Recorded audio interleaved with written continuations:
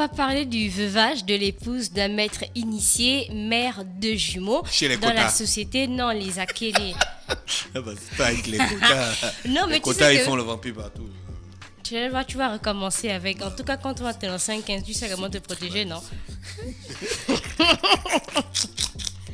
Donc, on va parler du veuvage de l'épouse d'un maître initié, mère de jumeaux, dans la société des Akélés. Donc, les Akélés qu'on peut retrouver le plus dans le Moyen-Ogooué. Donc, chez les Akélés, lorsqu'il arrive qu'un maître initié ou encore un chef est près de la mort, il parle au maître initié, il parle à sa femme, il parle à ses enfants, il parle à son successeur en lui prodiguant quelques conseils, en terminant par maintiens l'ordre comme je l'ai fait. Donc, lorsque le chef ou encore le maître initié décède, son décès est annoncé par un grand bruit dans tout le village et aussi dans les contrées voisines. Donc pour la circonstance, on a les maîtres initiés qui se rassemblent tout le temps et ils essaient d'apaiser le climat social qui est un peu déstructuré par la mort, par le décès du chef. Donc ils organisent un couvre-feu. On entend par couvre-feu ici l'interdiction en fait de circuler. Entre 8h et 6h. Ouais. Ils font ça aussi. Oui, il faisait ça. Les maîtres spirituels sont bons. Mais ça, c'est le coup-feu anti-vampire, tu vois. Donc, quand tu veux sortir en vampire entre minuit et 5h, l'activité principale des Dafresh, le truc qu'il veut faire là. Oui. Quand tu veux faire ça, on dit que coup-feu. Stop Il y d'abord. a un sorcier qui est mort, donc tous les sorciers freinaient les balais. Les voyages en balai. Donc, il décrète le couvre-feu, donc l'interdiction de circuler après que les derniers usages domestiques soient faits. Donc, plus personne dehors de peur de voir le Mungala ou encore le Ndukwe. On a parlé déjà du Mungala ici. Donc, la voix du grand maître initié se fait entendre avec le Legoun. En fait, c'est un instrument très important dans la vie des Akélés parce que cet instrument-là est utilisé pour la naissance des jumeaux, pour la sortie des jumeaux, pour les décès, la circoncision et autres. Donc, c'est un instrument qu'on appelle le legoun. Donc, ainsi, chacun connaît la conduite à tenir. Donc, premièrement, lorsque le mari décède, la mère des jumeaux, et on va dire, elle est prise en charge par d'autres veuves des jumeaux qui sont dépositaires des pouvoirs. On a vu ici comment certaines ethnies considèrent les jumeaux. C'est la même manière qu'on considère aussi les mamans des jumeaux. Donc, le veuvage se fait par des personnes qui occupent une position dominante parce que c'est symbolique. Donc, la veuve, elle a une manière très spéciale de pleurer son mari parce qu'elle ne pleure pas comme les autres veuves en général sur les nattes. Non, elle pleure sur un tabouret qui est le signe d'élévation et aussi de pouvoir. Elle pleure pas sur du tabouret, gang. Elle pleure sur du tabouret parce que c'est un signe d'élévation et de pouvoir aussi qui permet de distinguer voilà, pour tous ceux qui ont toujours. toujours demandé que tabouret veut dire quoi. René a dit déjà, c'est un signe d'élévation et de... Des signes de pouvoir. Donc, en ce sens qu'elle on va dire, elle se distingue toujours des autres femmes non mères de jumeaux. Donc, la veuve change d'accoutrement parce qu'elle va se mettre maintenant en blanc parce que c'est le signe du deuil. Donc, deuxièmement, la veuve reste torse nu parce qu'on lui fait porter des instruments qu'on va dire symboliques sur son corps et qui vont servir aussi de protection. Donc, elle va porter une ceinture de porte-panier sous sa poitrine jusqu'au jour de la levée des terres. Et ce porte-panier-là sert à atténuer, on va dire, la douleur de la disparition de son défunt mari. Et cette situation-là symbolise son passage de la classe des femmes à celle des femmes hommes. Mais par ailleurs, la veuve est maquillée du kaolin rouge et du kaolin blanc. Donc kaolin rouge parce que ça signifie la naissance des jumeaux et kaolin, on va dire kaolin blanc parce que ça signifie l'autorité. Donc elle porte aussi sur le dos la peau de la civette qui est beaucoup utilisée dans la société Kota et aussi des Akélés. Donc elle doit nécessairement porter dans sa main un gros lot qui est une cloche traditionnelle qu'elle doit faire retentir à chaque fois qu'elle va se déplacer avec d'autres femmes qui sont autour d'elle. Donc pendant le veuvage, la veuve dort sur une natte et un tronc de bananier qui lui sert d'oreiller. Donc elle se couvre avec un raffia. Quand elle dort, elle met le visage contre le mur et la nuit, une de ses belles sœurs dort avec elle, y compris les autres veuves mères de jumeaux. Donc elle est isolée pendant quelques jours jours, voire des semaines. Là, maintenant, ça dépend des anciens. Mais généralement, on va dire autour de 10 ou encore 15 jours. Donc, après cette période, on a la levée des terres qui va se faire. Et c'est une cérémonie qui est constituée de plusieurs étapes très importantes qui constituent la purification de la veuve après que son mari l'ait laissée parce qu'on va dire qu'elle est encore en contact avec lui. Donc, cette étape-là se divise en 3. Donc, première étape, il s'agit du bain de purification qui est la base d'une séparation indirecte entre la veuve avec son défunt mari et ce bain préparé par les veuves mères des jumeaux, par les tradis praticiens ou encore les autres hommes spirituels. On a la deuxième étape. Il est question ici de prendre un bain après 3 heures du matin pour couper le lien avec le défunt. Donc la troisième étape, enfin, c'est le lever du jour. Donc la veuve porte ses vêtements habituels, mais on va d'abord la laver dans une rivière et cette dernière étape-là constitue le retour à la vie quotidienne. Donc là, c'est après 15 jours, les 15 jours décidés par les anciens. Et c'était tout pour mon sujet d'aujourd'hui. Donc le veuvage de l'épouse d'un maître initié, mère de jumeaux dans la société Akele. Chez les Akele, dans le Moyen-Ogooué. Donc sujet tiré du livre de Jonas Osombe, Société Kélé au Gabon précolonial. Jonas qui? Jonas Osombe. Jonas Osombe. Jonas Osombe a écrit un livre. Jonas, tu as écrit un livre. Le grand m'a tellement rentré dans ma vie, non?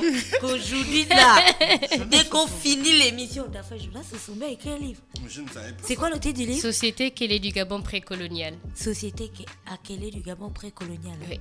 Osombe avec EY à la fin. O-2-S-O-M-B-E-Y. C'est bien lui, la fraîche. C'est lui. C'est lui. C'est le gars en question. C'est le gars en question. Jonas Osombe, livre. Ça, c'est paru quand? Donc, non, j'ai pas regardé la Tu n'as date. pas regardé? Attends. Non, Mais Gina, toi, tu es très chaude avec quoi. Le grand, il t'a Le genre... grand. Ah, d'avouer, tu sais comment le grand me rentre. Et tu non, vas le faire? grand, non, peu importe où il me voit, tu comprends? Non, je peux être dans une cérémonie où les gens, tu as la veste, tu vois, tu es fraîche, tu es en big. Il t'appelle genre, Oui. ah, viens ici.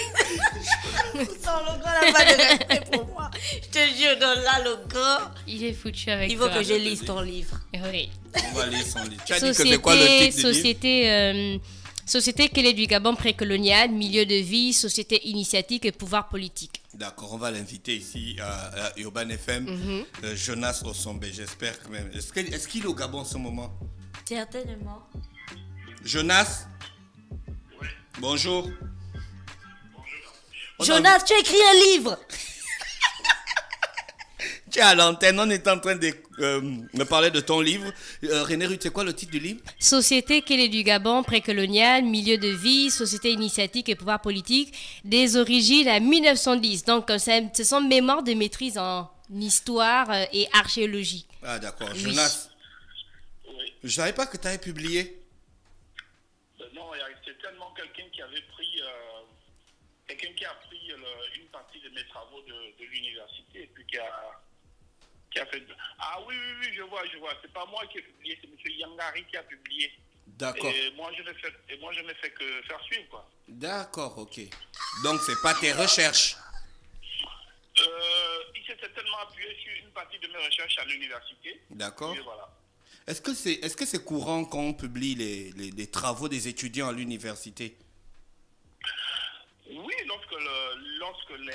généralement ceux qui vont jusqu'en thèse, les récupèrent un certain nombre de données, surtout en ce qui concerne l'anthropologie historique telle que l'a faite M. Yangari là. Oui. Et donc tous les doctorants ou tous les docteurs, une fois leur thèse acceptée et publiée, ils peuvent en faire des manuels. Et généralement c'est ce qui fait que à César, parfois, ce qui est à César, donc on cite la source de l'information qu'on est allé puiser, Oui. qu'on a rendue publique. Est-ce que tu vois? D'accord. Ok. Oh. Mais oui, Gina, tu voulais poser une question? Non, je voulais lui demander, oui, je vais poser une question. Je voulais lui demander s'il serait du coup OK pour venir nous parler un petit peu de ses travaux de recherche sur le peuple Akele, c'est ça? Est-ce qu'il en a fait uniquement sur eux ou il en avait fait sur plusieurs peuples différents en dehors d'eux? Jonas, Oui. tu as compris? Est-ce que tu as fait d'autres recherches sur d'autres peuples ou tu as juste fait des recherches sur le peuple Akele? comment on appelle ça, c'est des travaux transversaux en fait. Donc, Ouais. si tu fais par exemple une recherche sur les akélés, Oui. moi j'étais parti d'un constat, toi tu te rappelles, à l'université, il y a souvent des petites blagues qu'on se fait entre nous, Oui. du genre peuple on voit des disparitions, tu vois. Oui. Lorsque tu parles des akélés, on dit peuple on voit des disparitions. Et puis en même temps, ayant grandi dans l'environnement, j'arrivais pas à comprendre des termes du genre Mukielinding, Mupununding, Batubadi Babi. Ouais. Donc, et moi, une fois arrivé à l'université, avec un peuple en voie de disparition, en même temps tu écoutes Batubadi, Mukielinding, Mupununding, Batubadi Babi, tu te dis, bon, il y a quelque chose qui ne va pas là. Il faut essayer de comprendre comment un peuple qui est en voie de disparition peut-il être au contact d'un peuple, bon, lui qui n'est pas en voie de disparition, qui est plutôt parmi qui est parmi la majorité de la population gabonaise, donc avec les populations fortes, Oui. donc les Pounous. Et puis moi, je cherchais à savoir pourquoi ce peuple pouvait être en voie de disparition. Est-ce que c'est une assertion qui tient la route scientifiquement? Donc je suis parti de là, c'était le postulat de départ, je suis parti de là, et après je suis allé chercher. Et en allant chercher, je découvre que non, loin d'être en voie de disparition, ils vivent plutôt dans sur 8 provinces sur 9 déjà. Il y a plein de villages et qu'il y a en réalité une histoire à tout ça. Tu vois? D'accord. Une histoire qui n'est pas toujours reluisante Oui. par rapport à un passé, la traite négrière, l'esclavage et autres machin.